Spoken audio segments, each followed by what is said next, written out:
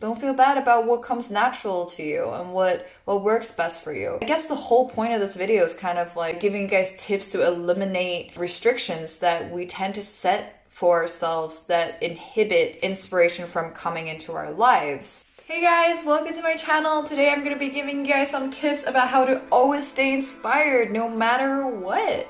I have a lot of strategies for how I stay inspired being a full-time artist and how I manage to basically stay motivated doing independent work all the time. So this is not really only advice for artists, it's for anyone who's working independently. I think this also is applicable for just anyone who is living, a living human being.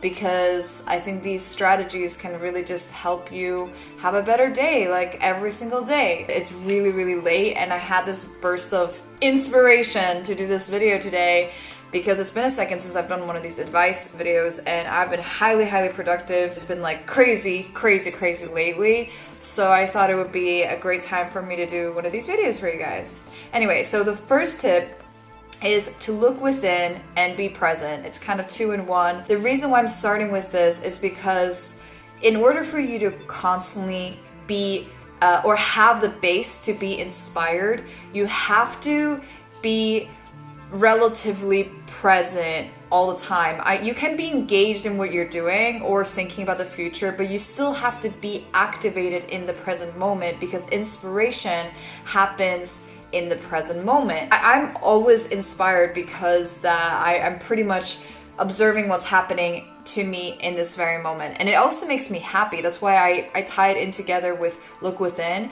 Because if you're happy and you're working on your insights about, being positive and having a very positive approach to your everyday, your every minute, every day, really making the effort to stay positive and to have a positive outlook on things, no matter what, then you're actually opening up space for inspiration to come in because inspiration is everywhere and it all kind of comes down to your attitude. Second tip, which is more tangible, a little bit less abstract, is to work on multiple projects at the same time.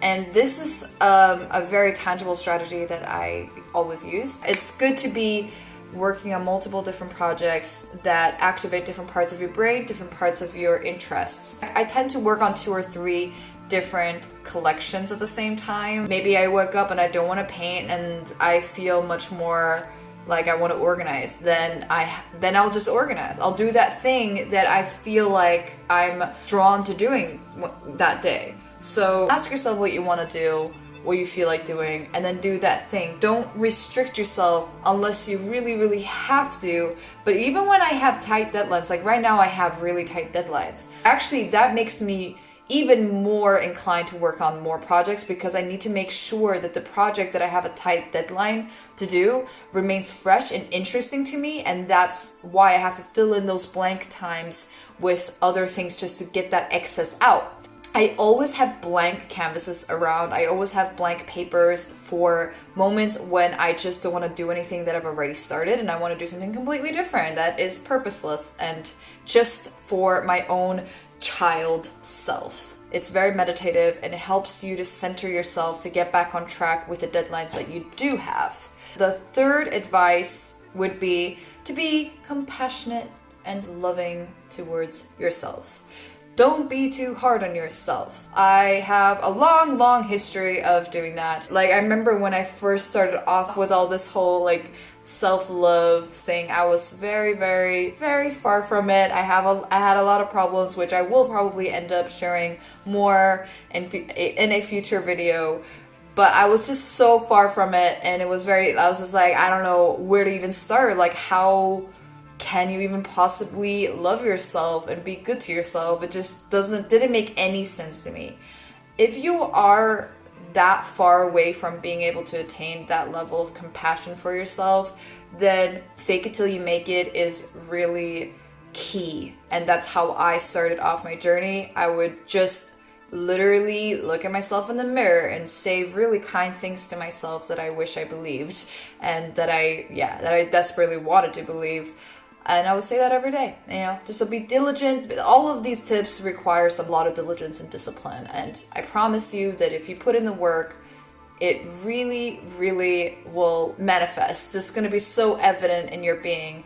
I feel it in myself. I have, gone through a lot in my journey, and I'm here feeling super clear, feeling, things are manifesting. So, and I know that I put the work in. So definitely, if you're disciplined about these tips, these strategies, they really, really work. They're super simple, but hard to do. That's why you have to maintain. One of the reasons why people don't feel constantly inspired is because they're creating a blockage within themselves that is preventing them from letting new things come in. Because sometimes you're not supposed to be doing the same thing that you were doing yesterday. We change, I'm a different person today than I was yesterday. I don't want to be doing the same thing. So don't restrict yourself. Don't put yourself in a box.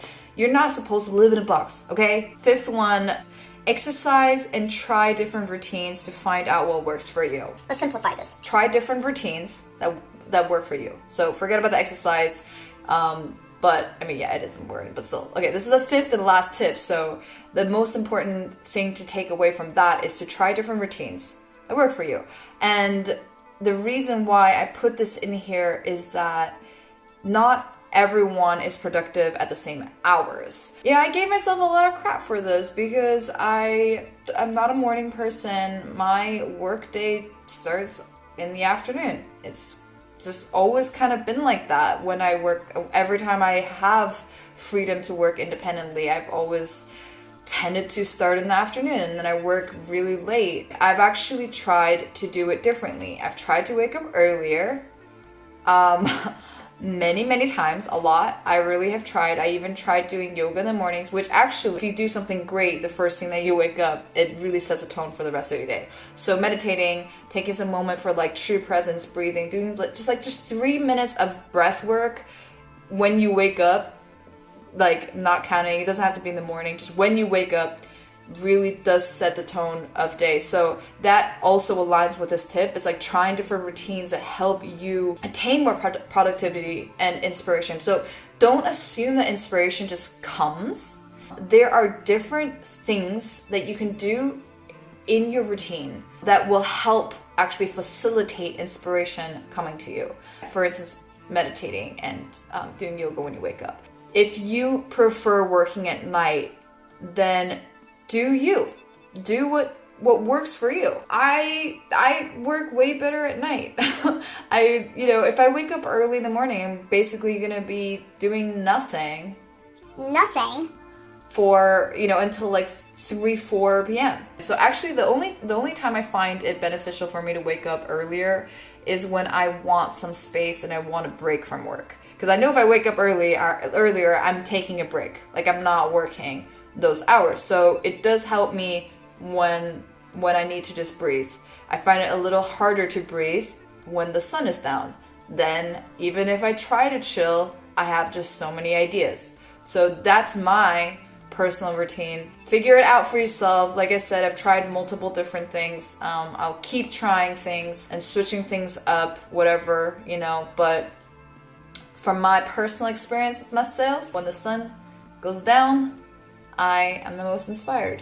Don't feel bad about what comes natural to you and what works best for you.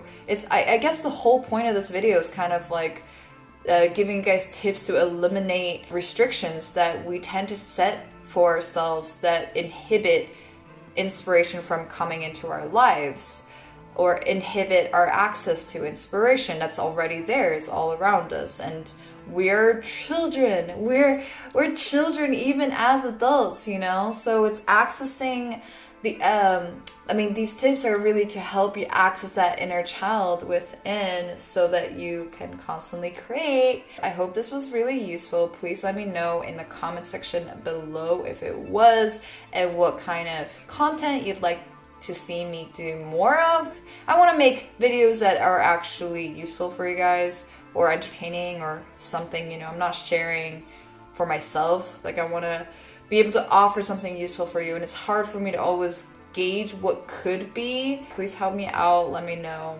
a really easy way to support me is to subscribe and like my videos.